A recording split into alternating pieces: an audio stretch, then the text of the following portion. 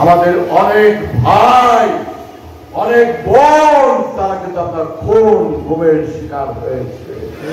আমাদের নেতা ইলিয়াসের খবর আমরা এখনো পাই নাই। আমাদের নেতা চৌধুরী আলম কোথায় আছে, কে আছে আমরা জানি না। শত শত নেতা কর্মী তারা গুম হয়ে গেছে, হারায় গেছে। আমাদের নেতা জনাব তারেক রহমান কোথায়? আমাদের নেতা জনাব তারেক রহমান কোথায়? বাংলাদেশে উনি আসতে পারেন না।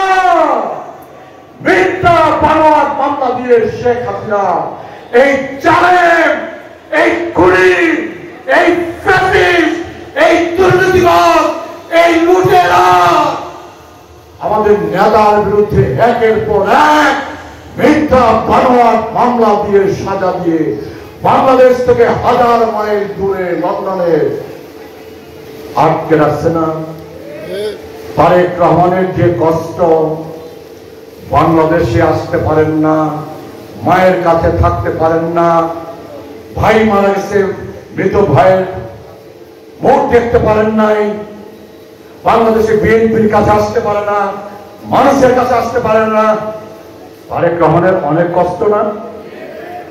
তাই বলে আপনার কষ্ট, রোদের কষ্ট, গরমের কষ্ট, মিছিলের কষ্ট, বাড়ি ছাড়ার কষ্ট, জেলে যাওয়ার কষ্ট, মামলা মোকদ্দমা হয়রানির শিকার হওয়ার কষ্ট, আমাদের কষ্টের চেয়ে আমাদের নেত্রী বেগম খালেদা জিয়া, আমাদের নেতা জনাব তারেক রহমানের কষ্ট কিন্তু অনেক অনেক বেশি। আজকে বেগম খালেদা জিয়ার মুখে হাসি দেখতে ইচ্ছে করে না আপনাদের? করে? বেগম খালেদা জিয়ার মুখে কি হাসি দেখতে ইচ্ছা করে? করে? সবাই করে না, তাই না? ওই সবাই তো হাত তুলে না। বেগম খালেদা জিয়ার মুখে হাসি দেখতে ইচ্ছা করে, তাই না? জনাব তারেক রহমান বাংলাদেশে ফিরে আসুন আপনারা চান না? তারেক রহমান বাংলাদেশে ফিরে আসুন আপনারা চান না? তার জন্য কি কষ্ট করতে হবে, নাকি সব কষ্ট শেষ? কষ্ট করা শেষ, এখন হচ্ছে ভোগ করা, ভোগ করা, ভোগ করা, তাই না? কষ্ট শেষ, এইবার আমাদের সময় আসছে ভোগ করার সময়। কথাটা কি ঠিক? যত কষ্ট করছি তার চেয়ে বেশি কষ্ট সামনে করতে হবে। যদি করতে পারেন তাহলে এই বাংলাদেশ বাঁচবে, যদি করতে পারেন গণতন্ত্র বাঁচবে, যদি করতে পারেন বেগম খালেদা জিয়ার মুখে হাসি ফুটবে, যদি করতে পারেন দেশটা যারা তারেক রহমান বাংলাদেশে ফিরে আসবার সুযোগ পাবে। আমরা নির্বাচন চাই, আমার নিরপেক্ষ সুস্থ নির্বাচন আমরা চাই। আপনারা চান না? বাংলাদেশের মানুষ চায় না? বাংলাদেশের মানুষ চায় আমার নিরপেক্ষ সুস্থ নির্বাচন। বাংলাদেশের মানুষ ভোট সেন্টারে যেতে চায়, ভোট সেন্টারে গিয়ে লাইনে দাঁড়াতে চায়, ব্যালট পেপার হাতে চায়, সিল হাতে চায়, পছন্দ মতো প্রার্থীকে ভোট দিয়ে বাংলাদেশের মানুষ এমপি বানাতে চায়, তাই না?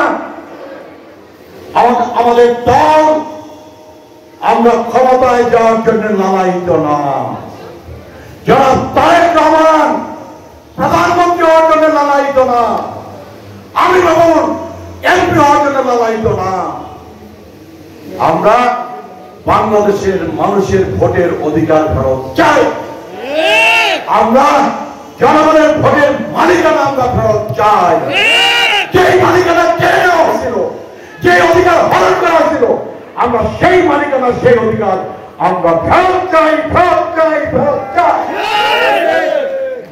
এবং ডক্টর মোহাম্মদ ইউনূস অন্তর্বর্তী সরকারের প্রধান আগামী ফেব্রুয়ারির শুরুতে জাতীয় সংসদ নির্বাচন অনুষ্ঠানের দিনক্ষণ, সময়সূচি উনি ঘোষণা করছেন।